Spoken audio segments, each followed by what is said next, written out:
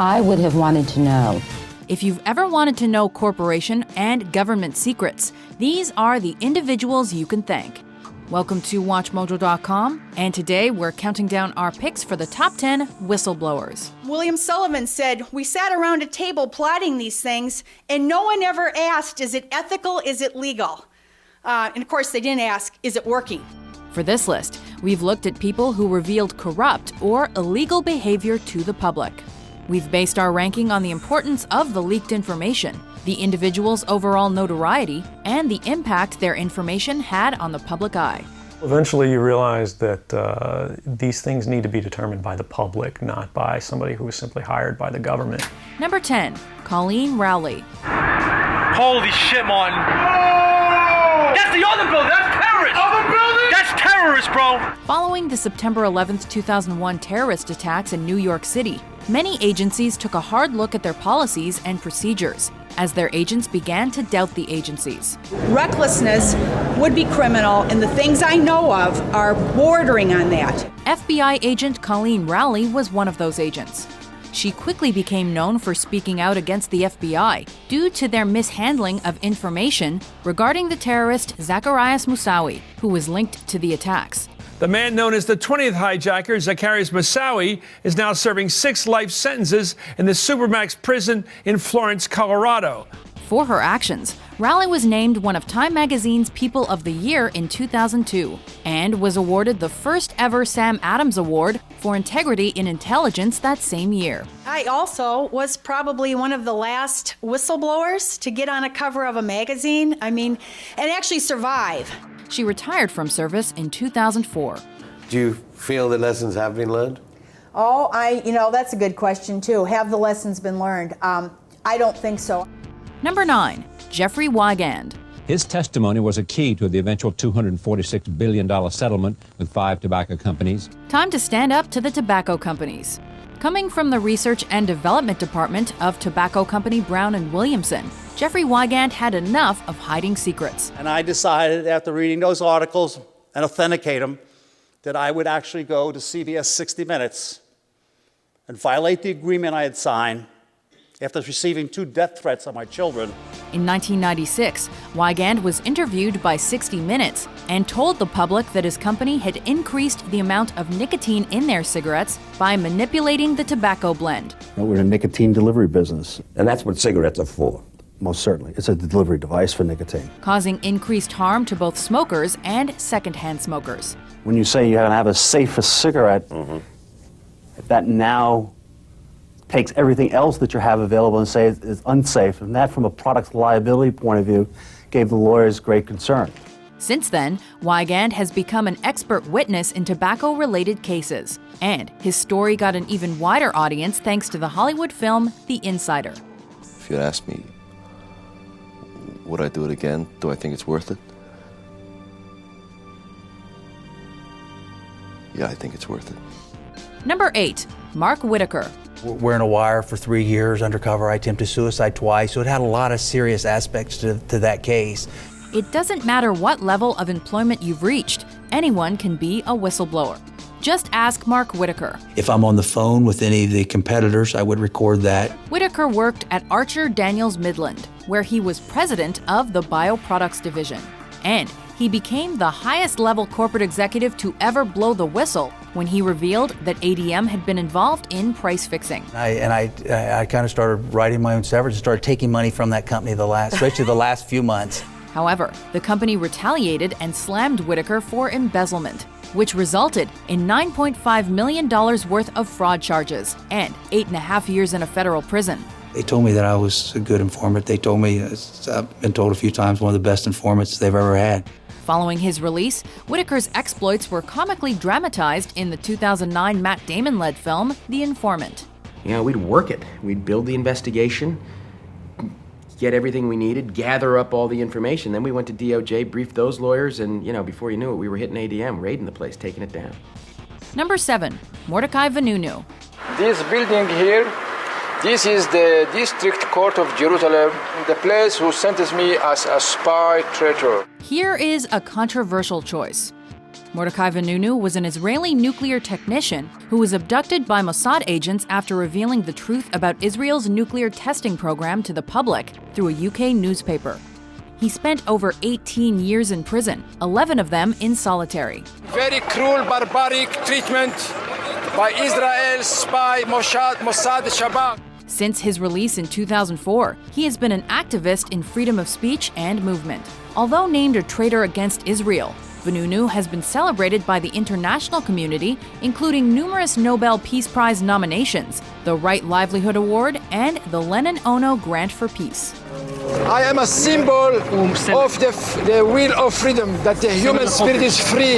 You cannot destroy the human spirit. Number 6. Sherron Watkins. I felt like I was the loyal employee, but I have this whistleblower label. If there's anything that gets the whistle blowing, it's shady finances. I think leaders, they should bear not only the privilege of office, but also the responsibility. A vice president with Enron, Sherron Watkins became famous after alerting the authorities of financial fraud within the company. There were swindlers in the emperor's new clothes, discussing the fine material that they were weaving. Although she was criticized for not bringing her reports of financial anomalies to the public sooner, Watkins was named one of the 3 People of the Year in 2002, along with fellow whistleblower Colleen Rowley.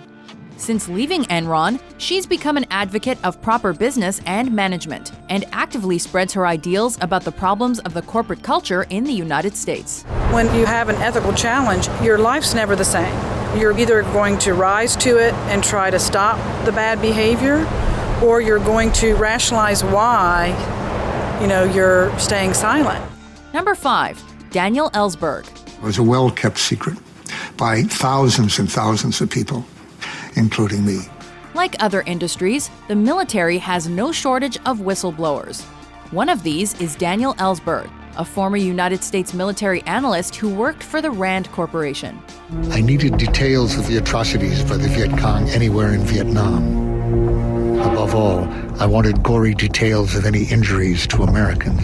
While employed there, Ellsberg became disenchanted with the Vietnam War and subsequently photocopied and publicly released a number of classified documents regarding decision-making during the conflict. I met with reporter Neil Sheehan at the New York Times and leaked information about a secret CIA report on enemy troop strength. These documents, now known as the Pentagon Papers, revealed unreported bombings in Laos and Cambodia, raids in North Vietnam, and the full role of the United States in the assassination of South Vietnamese President Ngo Dinh Diem in 1963. We need those whistleblowers right now. We need another Edward Snowden and many more of them, and Chelsea Manning, to inform Congress as to what this country is being asked to get into. Number 4. Edward Snowden. Over time, that awareness of wrongdoing sort of builds up, and you feel compelled to talk about it. And the more you talk about it, the more you're ignored, the more you're told it's not a problem. Arguably the poster boy of whistleblowing, Edward Snowden is a former systems analyst who leaked classified government documents regarding mass surveillance from the National Security Agency. I was trained as a spy in sort of the traditional sense of the word, in that I lived and worked undercover overseas, pretending to work in a job that I'm not. The information didn't just affect the United States, as it disclosed information about surveillance on many different European countries, including some allies. If I end up in chains in Guantanamo, I can live with that.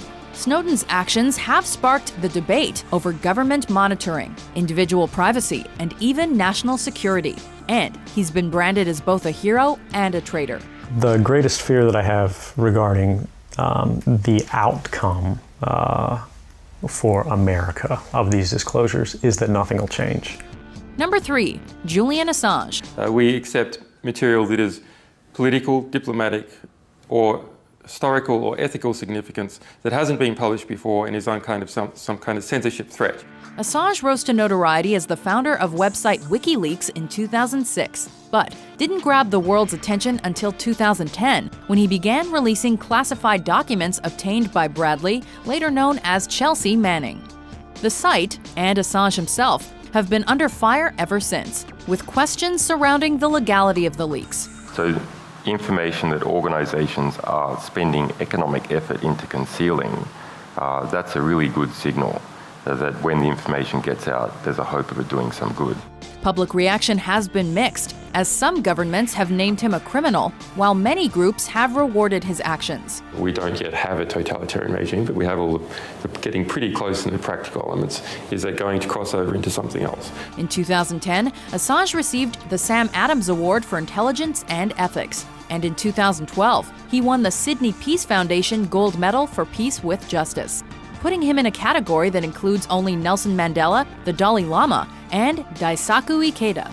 It's my great, great pleasure to present you with the Sydney Peace Medal for your conviction that truth matters and that justice depends on it, and for your courage and leadership and tenacity in journalism and publishing. Number 2, Mark Felt. For more than 30 years, Felt denied he was the source who connected the White House to the June 1972 break-in at the Democratic National Committee headquarters. Mark Felt is the man we can thank for exposing corruption in the White House and for taking down the Nixon administration thanks to the Watergate scandal. Therefore, I shall resign the presidency effective at noon tomorrow. Known only as Deep Throat until he went public in 2005, Felt was the Associate Director of the FBI, the agency's second highest post, when he released sensitive information to Washington Post journalists Bob Woodward and Carl Bernstein.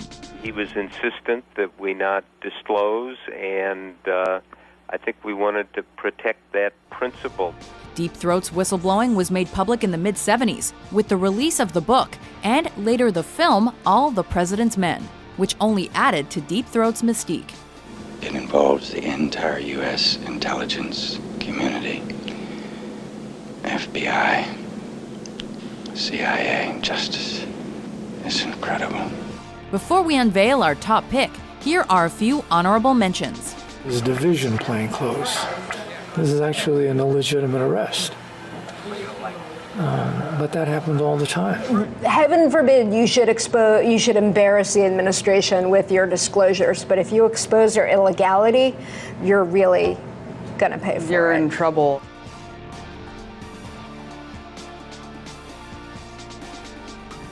First of all, I'd like to say that I retired from NSA because of the spying they started on U.S. citizens and the massive scale that they did it. Since I designed a lot of the programs that they're using, I want to express the magnitude of the problem, not just for the United States, but for world democracy. I discovered that in the country where I was ambassador, we and the Americans were shipping people in order for them to be tortured, and some of them were tortured to death.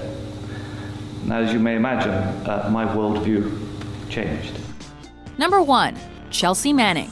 He was deeply disturbed by what he was seeing as an intelligence analyst in Iraq, the shooting of the Reuters reporters, civilians by helicopter. Formerly known as Bradley Manning, Chelsea is responsible for the largest leak of government documents in history via WikiLeaks. Many of these documents, including 500,000 Army reports, describe military operations and airstrikes during the Iraqi and Afghanistan wars, and were obtained while Manning was serving as an intelligence analyst. He drew the cell that he was in on the floor and how he had to lay in the cell and how the light was on him 24 hours. Forced to sleep without cover. Conditions far worse than soldiers who have been convicted of cold-blooded murder. As a result of this leak, Manning was charged with 22 criminal offenses under the Espionage Act and was given a 35-year prison sentence. He was not convicted on aiding the enemy, the most serious charge that would have landed him life in prison. Like many on our list, Manning serves as an example of the treatment of whistleblowers by governments and the dangers they face. The soldier will serve time at Leavenworth Maximum Security Prison in Kansas. The prison has 515 beds and no female prisoners. Do you agree with our list? Which whistleblower intrigued you the most? For more investigative top 10s published every day, be sure to subscribe to WatchMojo.com. Of course, they have a lot of nuclear secrets. I only worked there 9 years.